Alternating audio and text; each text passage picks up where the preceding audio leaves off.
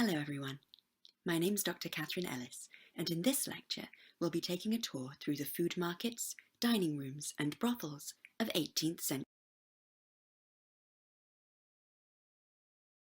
As the historian of France W. Scott Hayne has highlighted, almost every society throughout human history has made some connection between the sexual transaction and ingestion, whether they celebrated it, facilitated it, or legislated against it. 18th century Paris was no exception. In this lecture, I'll describe how the Parisian sex trade functioned, how it was structured, and how it was entwined with the food and drink industries. I'll explore the role of the meal in the French sex worker's life, and how it shaped the brothel experience for men and women alike.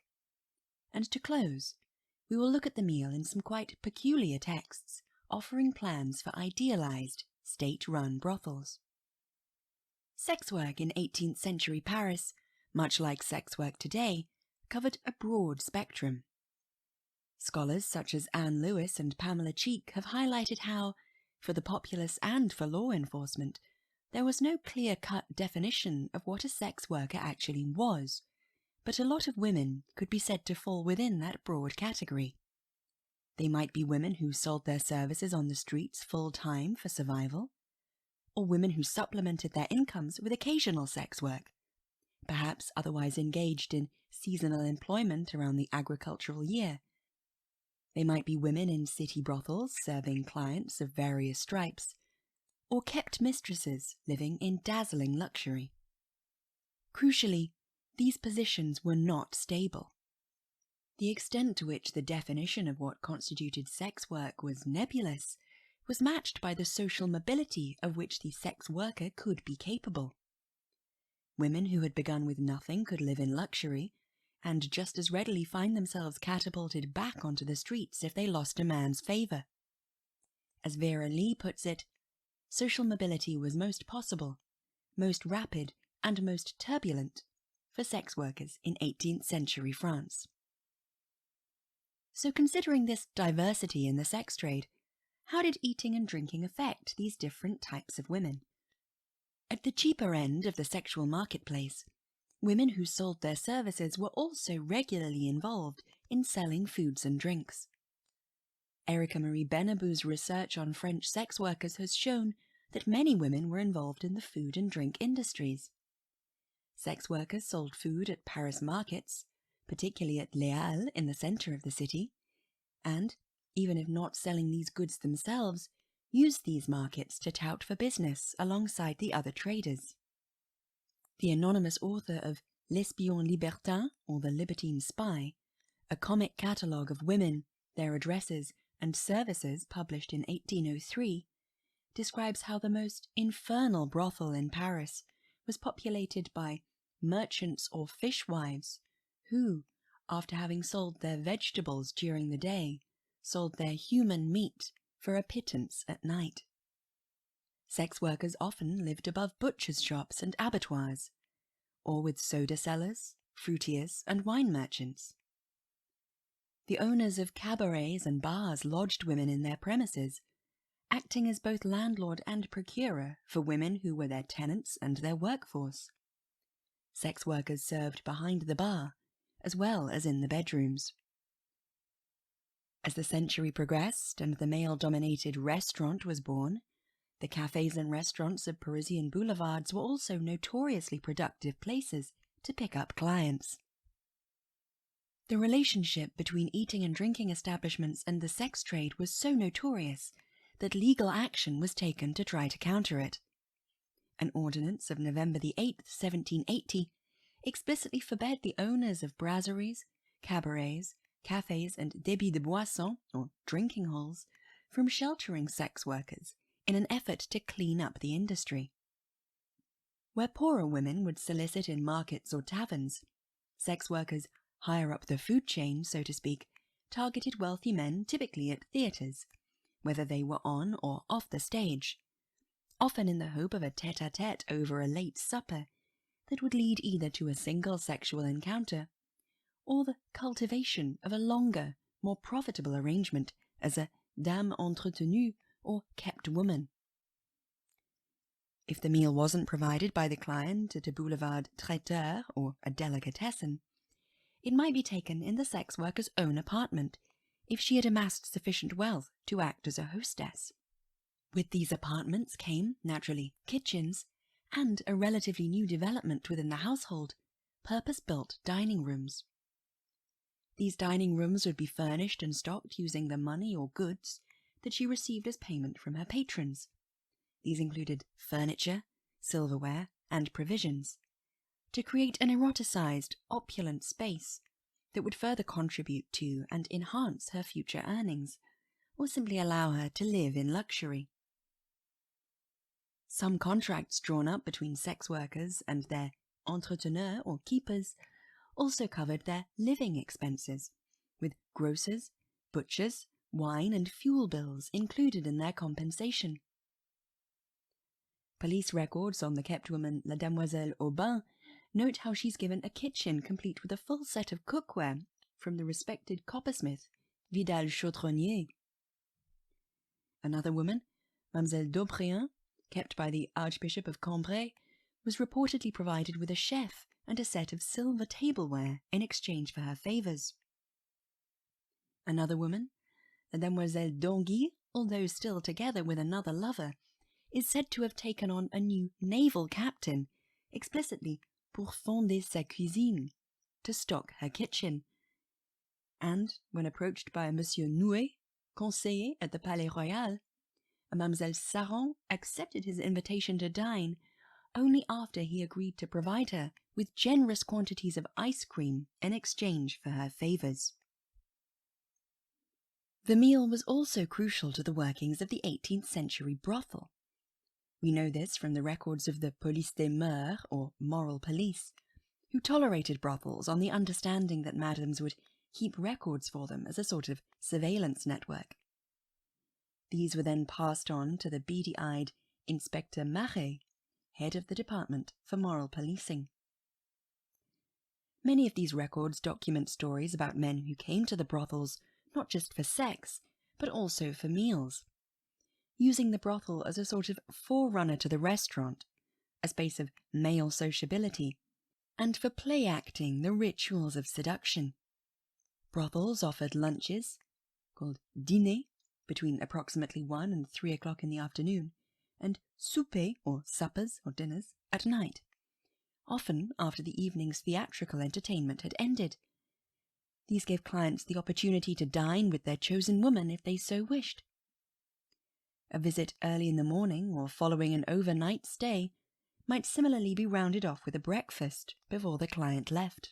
At the Hôtel du Roule, the epicenter of the brothel spy network, prices were dictated not only by the kind of woman who you slept with, but also the time of day you arrived and, by extension, the meal that accompanied your encounter.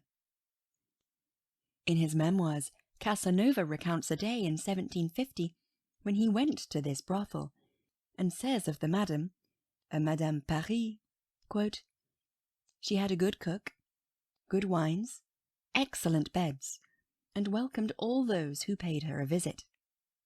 All of the pleasures were charged at a fixed and inexpensive rate. One paid 6 livres to breakfast with a girl, 12 for lunch, and a louis, that is 24 livres, for supper and to spend the night." End quote. Unfortunately, little exists by way of precise menus for what people actually ate in these brothels. Still, a trawl through the brothel archive confirms the presence of cheeses, joints of meat, pâtés, oysters, chocolate, and biscuits. It's the quality of the food, rather than its contents, that gets the most attention.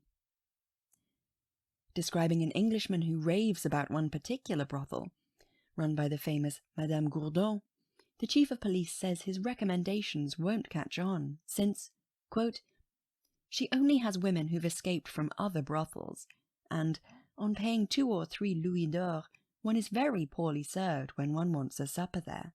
End quote.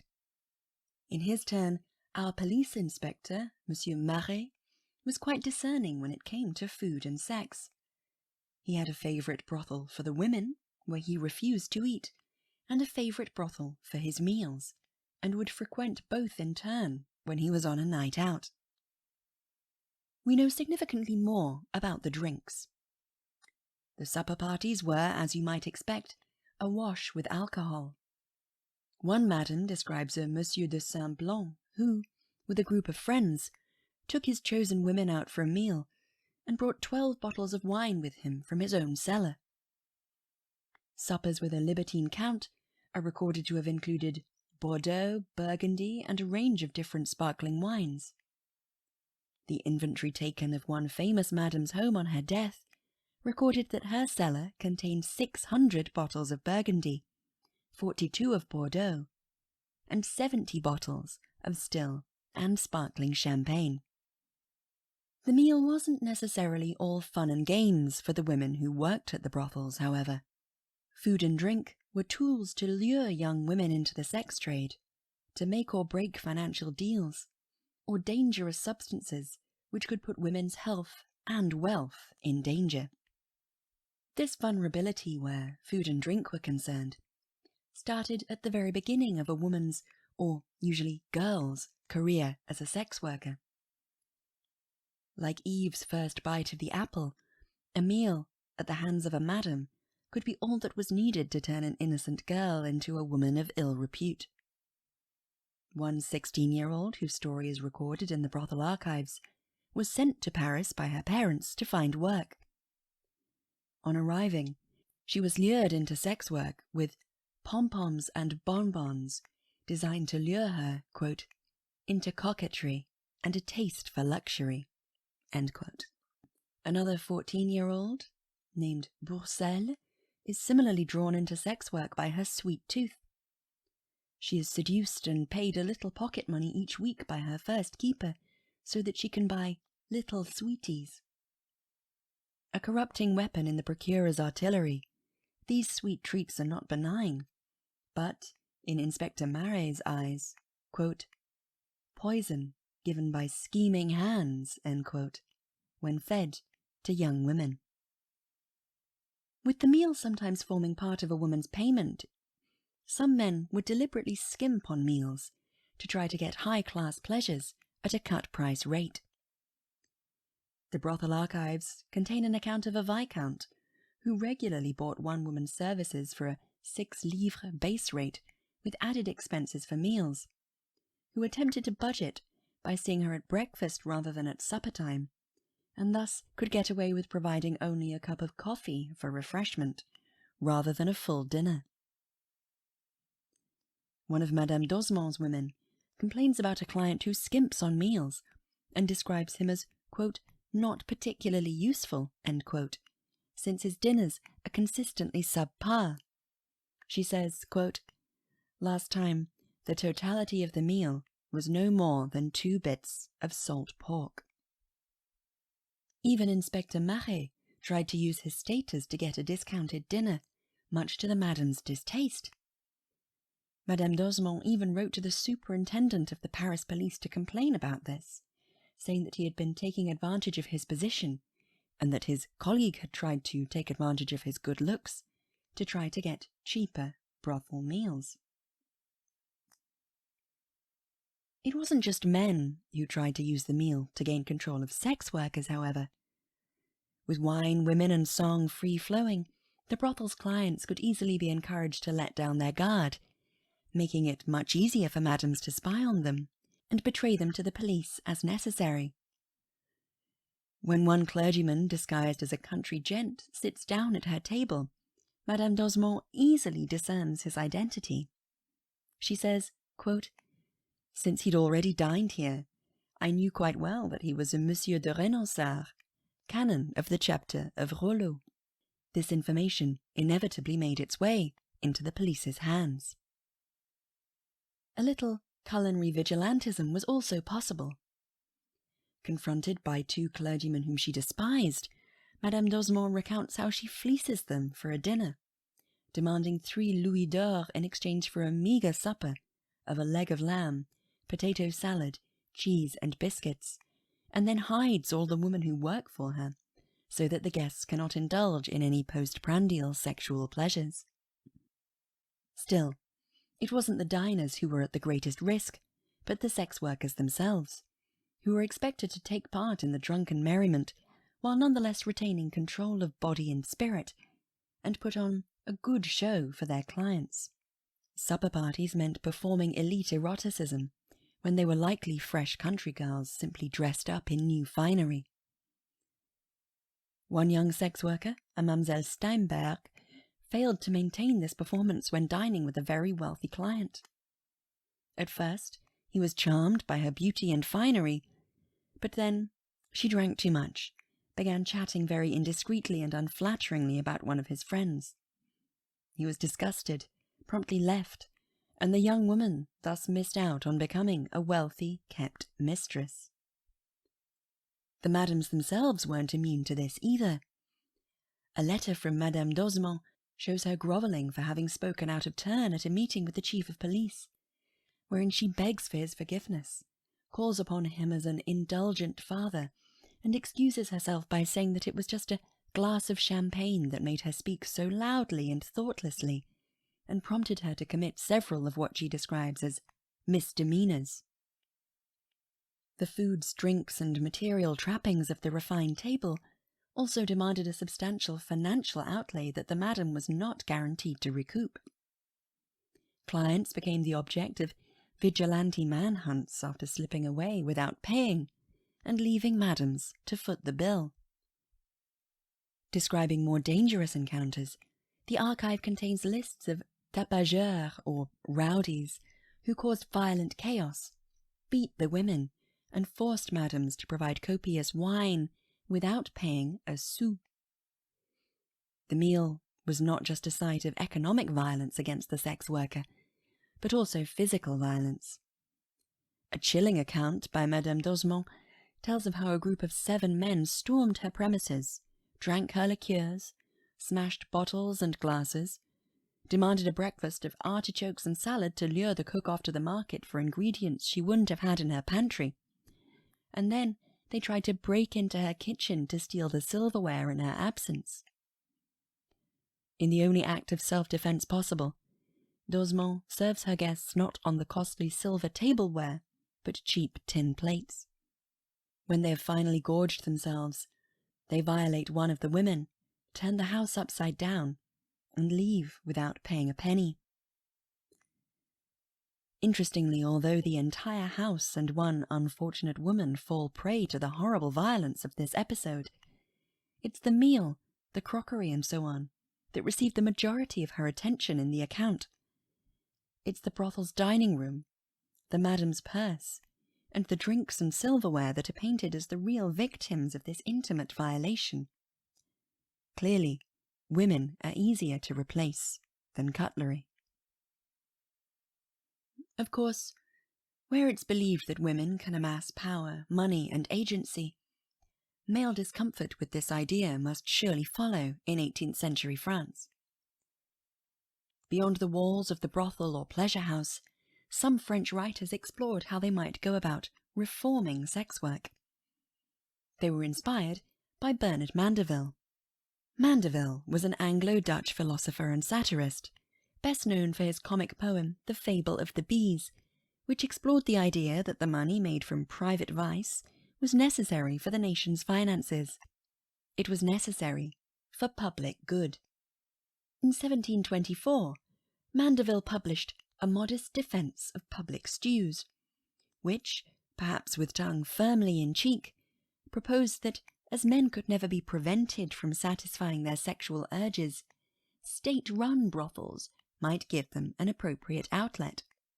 His narrator, named Phil Pawnee, which can roughly be translated from the schoolboy Greek as lover of prostitutes, tells us, quote, "A man must eat, but he may be directed how to eat," end quote. The brothels he describes would keep decent women safe and raise funds for the public purse into the bargain. Quote, "Observe the policy of a modern butcher, persecuted with a swarm of carnivorous flies. When all his engines and fly flaps have proved ineffectual to defend his stall against the greedy assiduity of these carnal insects, he very judiciously cuts off a fragment, already blown, which serves to hang up for a cure, and thus, by sacrificing a small part, already tainted and not worth keeping, he wisely secures the safety of the rest." End quote. Certainly a dark and misogynistic view of a private vice as a public good. Mandeville's text was soon translated into French and ran through numerous reprints across the Channel, naturally sparking some imitators in the process. French writers inspired by Mandeville riffed on his themes within their own context to describe how the sex worker might be brought under state control. Later in the century, the architect Claude Nicolas Ledoux, for example, in drawing up plans for a utopian city, even included this phallic pleasure house. In these ideal brothels, the discourse of food and drink was never far away, tailored to suit male customers in their patriarchal society. For instance, in Jean-Pierre Mouet's Code de Sider, or Siderian Code, written in 1746, the author offers projected budgets for his ideal brothel. He allocates funds for kitchen staff, chefs, and food. In so doing, he tailors his workers' diets to their level of beauty. The most attractive women have the greatest food allowance.